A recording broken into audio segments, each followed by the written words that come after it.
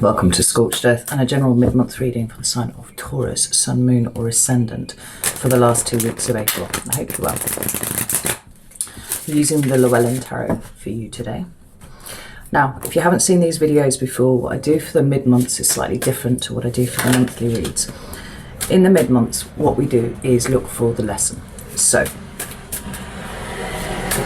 to that end, I will pull 3 cards for your current energy and then 3 cards to see what the lesson is, right? What the energy that you are in at the moment is trying to teach you. And sometimes it's not trying to teach you anything. Sometimes it's trying to, lay a foundation for what comes next. We won't know until the cards hit the table. But I've found over the years that it is easier to navigate challenging energy if you can kind of pull back from it just a little bit and see what the broader picture is here, right? Gain a bit of perspective. Like I said, it doesn't always have to be challenging. Sometimes it can just be, novel and new. Sometimes it's just being sort of stuck can be a thing that it's useful to pull back from. Anyway, I hope that makes sense. If it doesn't, bear with me. I'm sure it will by the end of the reading. We'll close out with 3 cards of advice. So, the only other thing to tell you about is at the beginning of the year I did a 6-month overview for each of the signs. Now, obviously we are more than halfway through that period, so accordingly I have knocked down the price, and it's 2 or 3 quid now, I think, something like that. And the readings run to anywhere between an hour and a half and about nearly 2.5 hours, so I think it's well worth the money. And at this point I would just like for people to hear what is in those readings. So if you're interested in that, there's a link down in the description box. Feel free to check it out. Well, let's have a look. We'll have Taurus current energy, please.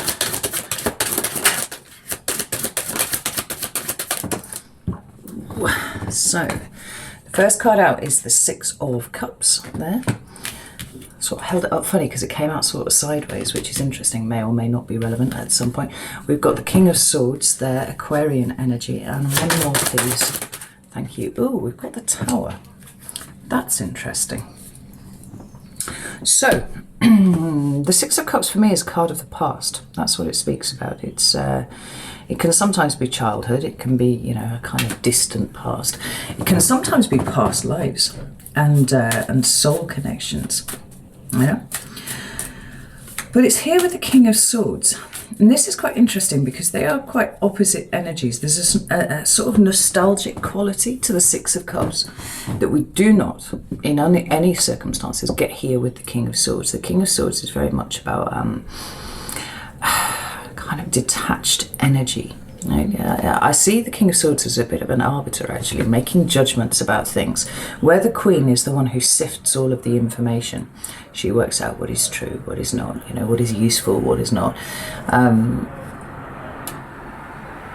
And so is quite discerning in the way that she applies her intellect to things. The King of Swords is the one making the judgment about it, and he is not overly emotional, as you would expect from someone who is preoccupied with fairness, And so we could have you in a fairly reflective frame of mind here, looking back at the past, for sure. And being more objective about it than you've ever been able to be before. And this is cool, because what I'm not getting are any feelings of overthinking or kind of being pulled down into old ways of processing information. Right? This is new. This is detached. This is helpful. Right? It's extracting useful information from it. And then we have the Tower. Now I'm not actually concerned about this Tower at all. It feels quite useful to me at this point. Tell me about the Tower. Thank you. What do we have down here? We have the Knight of Swords. We have the World. Yeah. Okay. There's a lot of mental energy in this reading here with this Aquarius and Gemini energy that we have now. We've got the Devil and we've got Judgment at the bottom of the deck. Oh, who did this come out for? This exact combination of cards came out for somebody else. I forget. Might have even been Aquarius, I can't remember. Right. But it's followed by the Ace of Cups, and the High Priestess, and the Ace of Pentacles. This is beautiful, right? We have two aces here. One that speaks about new love, and the way that I read this, it's often a new love for self more than anything else, right? And new opportunities, either the creation of or the noticing of new opportunities, even a conjuring of them in some respect. But we have the High Priestess here, who deals with wisdom and intuition, you know. And then we have another card of the past, and we have fears, right? Because that's how I see the Devil. So this is Capricorn energy. And it could be that you're dealing with a Capricorn, or the situation that you find yourself reflecting on now involved a Capricorn, right? That's possible. But it feels like actually an objective assessment of old fears, right? It could be that there's something that's occurred that has kind of triggered something in you, and you're like, oh, this needs a little bit of a look at here. But with this Knight of Swords and the World card coming out underneath the Tower, I'm not sure that this tower is exactly present. I think that this is an old tower. I think this is an old course correction that you are now looking back on, and you see the point of, right? At the time that it happened, whatever the tower was, you're sort of looking at it going, well, shit, my entire life has fallen apart here. But now, you know, with the benefit of you know, all this wisdom and the intuition that you can now hear speak in a way that you have never been able to do before, it feels like an opportunity to close out old fears. Now, do we have a Mercury retrograde coming up soon? No, I don't think it hits until later on. Actually, we have like 3 a year. It's got kind of retrograde quality to it. Tell me about this King of Swords. King of Cups. Yeah, like Taurus, you've come so far.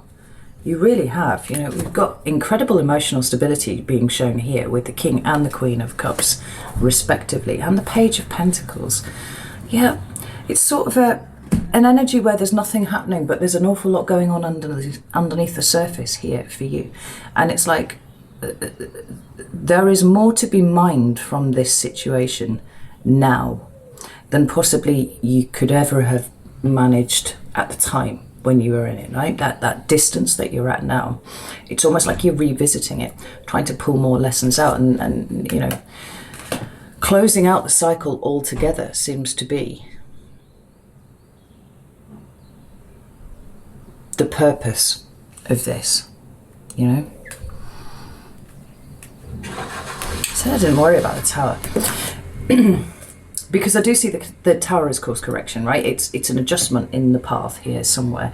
And at the time, like I said, you might have felt like your life was ending, but now maybe you're seeing how you dodged a bullet in some way or another, or you're certainly much happier in yourself than you would have been if you continued on that path.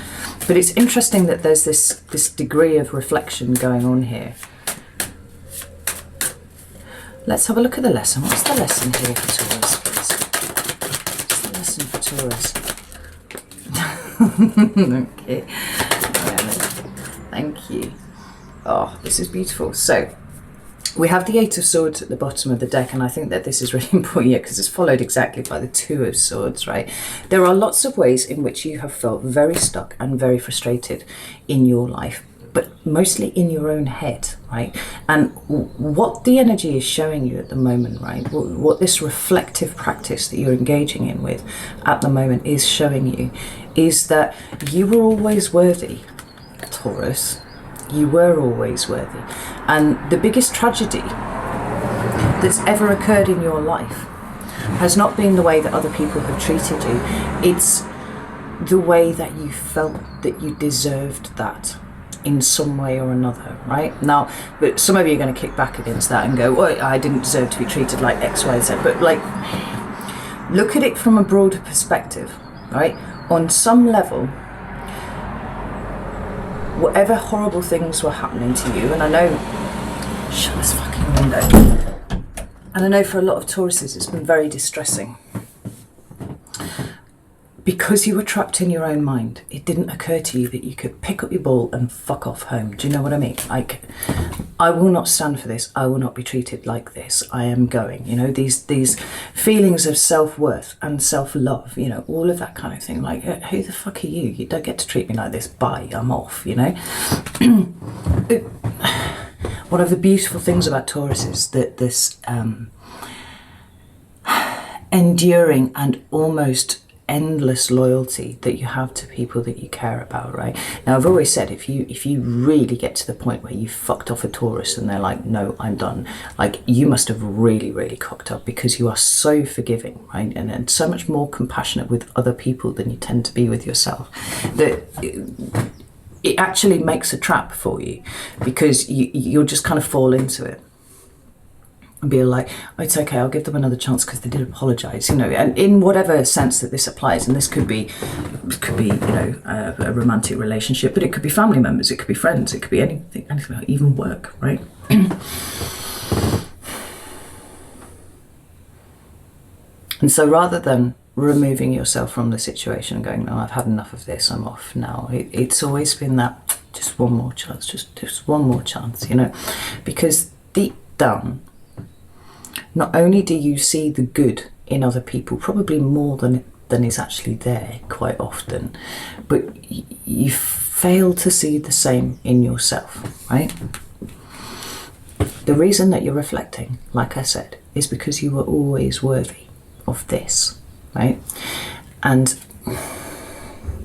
this is what kept you stuck. Now, you've moved so far beyond this now, Taurus. Like, this just does not feel like a situation that you would allow to occur in the same way anymore. No, don't be fooled. Sometimes these situations can kind of sneak up on you sideways.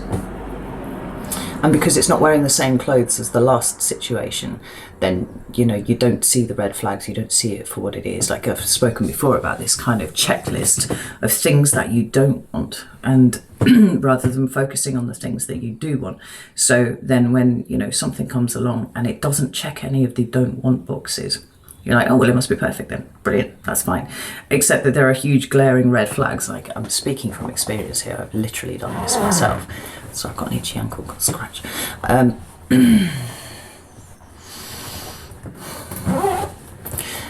you've always settled.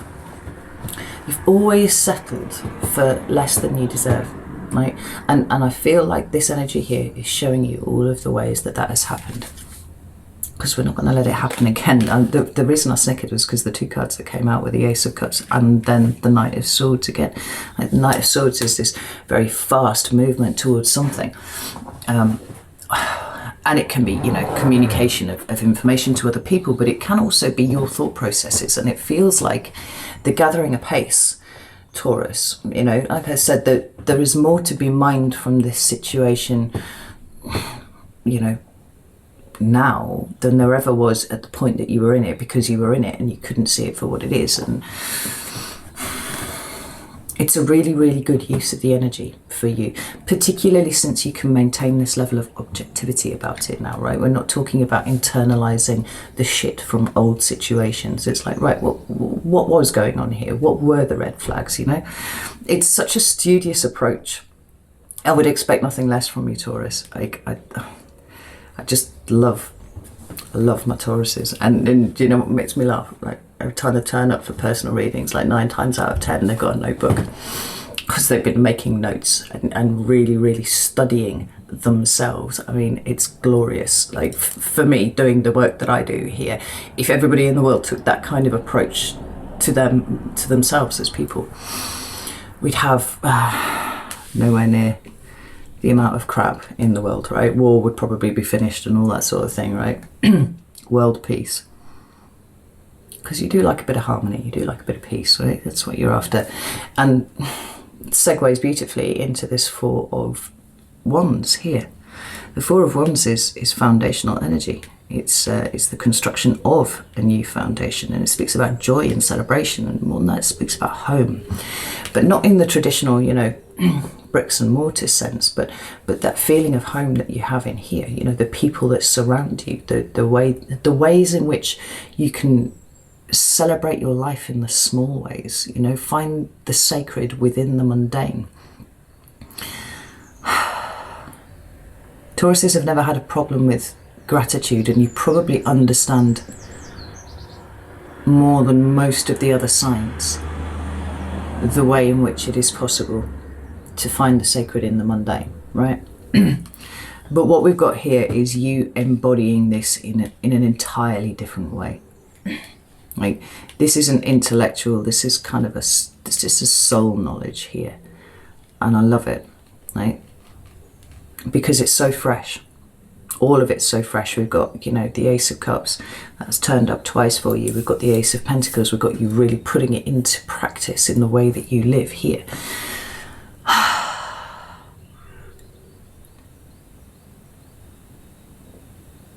But it's showing you ways.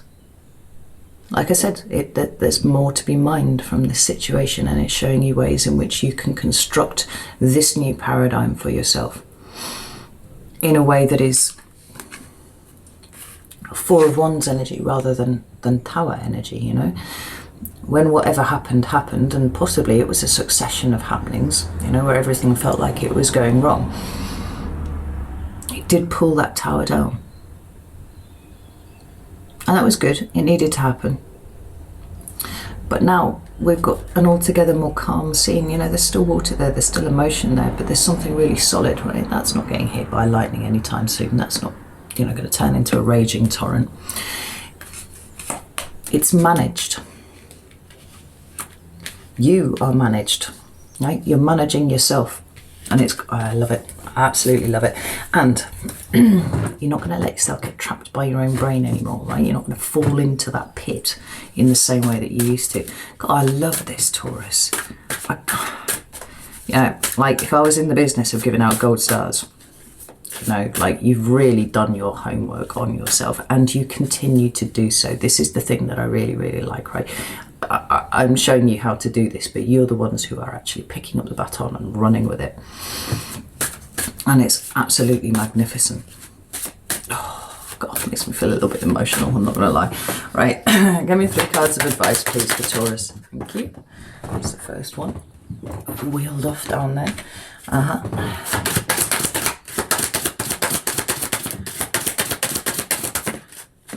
Gosh. Wow. Taurus, this is profound. We've got the Justice card there at the bottom of the deck, followed by the High Priestess. That's just wonderful. That's incredible. You know, the Justice card deals with these notions of balance and kind of universal justice. You know, we've got a lot of karmic overtones with the Justice card too. You know, consequences. I'm always blathering on about this, but it's consequences. And for you, the consequences are access to this higher level of wisdom that you have always possessed, but didn't know how to listen to, right? It is guiding you really strongly here. Now we've got these incredibly strong female archetypes here. You know, the High Priestess is powerful, but she's passive, right? It's that information coming through here. It is that guidance from your higher self, or, you know, divine wisdom, whatever it is. But it's being able to hear that, right? And then we've got this Justice here, right? And she's a female archetype too, but she's got that fucking sword in her hand, and she'll run you through if you treat her in the way that she thinks is not fair. It is in some way unjust, you know. She respects truth, and so do you, Taurus. And you always have done. But you're seeing the truth about yourself now in a way that you never have before. And whilst at times that has been difficult, it almost feels like you're welcoming it in now. You know, it's almost like you don't actually want the work to end, which is good because it never does end, right? It's added a layer to your life that you didn't have before, right? And so it gives you the ability to be able to take joy in the small things and not sweat the other stuff, right? I mean, no, don't sweat the small stuff. Like, you're always very practically minded, and so when there's like big tower events and there are, you know, huge practical overtones for whatever it is that, you know, the tower's fallen around, then you're on that like a rat up a drain pipe straight away, right? Sort out all the practicalities, not a problem. It's the small stuff. It's the little things that kind of nibble away at the edge of your brain, the insidious things where you overthink things and you get anxious about it, and maybe I've done the wrong thing. Like, that's all kind of falling to the wayside now. And this is a really critical part of you really, you know, really getting in touch with who you are. Like I said, you know, it's swelling up to fill your space. Space. So, in terms of advice, we have the Five of Swords here, and it is at this point asking you just to be aware that when you skirt around the edges of these kind of things, like, full objectivity must be maintained, because it is easy to slip into old ways of thinking about things, right? And it can, like I said, it can be kind of insidious. So the Ace of Cups is sitting above this card here for me, right? And to that end, right, this is the one at the top. Like, this is the thing here that you must always maintain front and center, and that is the love for yourself. Yes, you are a flawed human being, but you know what? So is every other fucker on the planet, right? And anybody who holds themselves up to be anything different is straight up fucking lying to you, right? You know this. Hold yourself to account in the same way that you hold others to account, right? Which is to say, know that people are flawed, right? We're not putting people on pedestals anymore, right? Stop doing that. But just as you don't need to put people on pedestals around you, you don't need to take a step down and bow. You know, get down on your bull knees to think. You don't need to do that, right? Equality, equity, all those kind of things, right? Acknowledge the flaws in yourself and work on them, which is what you are doing. But also acknowledge the essential divinity within you too, because I think that is something that needs more work than kind of pulling apart your flaws. Like I said, you know, doing shadow work with Taurus is really interesting, because almost uniformly what is tucked away in your shadow are the really brilliant things about yourself that you will not acknowledge, and yet you see in other people and you're like, wow, this person's magnificent. And it's like, well, what you see in them is a reflection back of yourself, you know. Pay attention to that. But the other two cards that we've got are Death and Strength. There's cards of Scorpio and Leo, respectively. You know, two of your fellow fixed signs there. Death is transformation, right? It's sort of asking you to see that the reason why you're sat in this energy at the moment and you are reflecting on these things at the moment is so that, you know, just as we saw here with the world, these things can be cleared out to make space for the new. Now, there's a lot around you, Taurus, that is very, very new at the moment, but there is in fact room for more, right? So allow the things to go, and that might be people, that might be reactions that you've got, it might be thought processes that you've got, it might be old things that you've been hanging on to for a long time that you thought you'd dealt with, but suddenly they've just come up and you don't know really where they've come from. Just sit with that and let death do its job, right? Because ultimately, what doesn't kill you makes you stronger, right? None of this is going to kill you. None of it. I absolutely guarantee that, right? Provided you approach it in the right way. And as far as I can tell, you are absolutely approaching it in the right way, right? So consider it all an exercise in making you even stronger. Now, you know that you're strong. On some sort of innate level somewhere, you understand that you are strong. But there are so many times in which you have felt like you are not, right? Not in terms of helping other people. Like, you know exactly your capacity when it comes to looking after those that you love. But sometimes looking after yourself, well, that's a bit touch and go, right? It's strengthening up all of you. And the unfortunate fact is, it is through our struggles and our adversities that we build up these, you know, muscles that help us move forwards, help us grow. You know, what's that saying? All the tools you need to grow are in the places you don't want to look. Well, I think that you do want to look there, actually. Taurus. And I think that you are looking there, and I think that the growth is coming, whether you like it or not. I really love this for you, Taurus. I think this is exceptional energy. Like I said, gold star all the way. I'm so proud of the progression. You know, this time last year, if you just sit and look back to where you were this time last year, like, it's like an entirely different person. And you've done all of this. So if nobody's told you today, I am really proud of you. Super proud. And I have absolutely no fear about ever not being proud of you, because you got it now. You know, you've got the bit between your teeth and you know what you're doing. So take this as validation, right? It's not that you're just being miserable about old stuff. It's coming up for a reason, and let it, and then let it go like it wants to, right? Oh, bless you, Taurus. Right, know that I love you all very, very much, and I will see you soon.